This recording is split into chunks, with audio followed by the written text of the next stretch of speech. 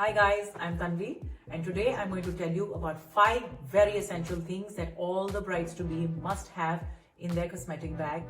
So the first out of the 5 essential products is a good quality primer. A primer can be a hydrating primer or a mattifying primer or a redness reducing primer, anti-aging primer. That is completely up to your skin requirements. A primer basically prepares your skin for makeup. That is why it is very essential for you to invest in a good primer. The second most important product that I feel is a good quality compact powder. A compact powder makes your skin very polished, it makes it look very set and also blocks the pores on your face. It can even help you eliminate the need for a foundation.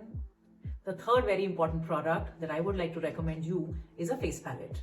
This is the Charlotte Tilbury Instant Look in a Palette and it has so many products like your highlighter, there's your contour, the blusher and all sorts of eye colors.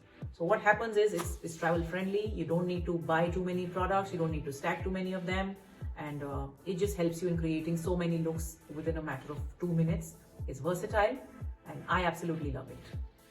The fourth most important product, according to me, is a mascara.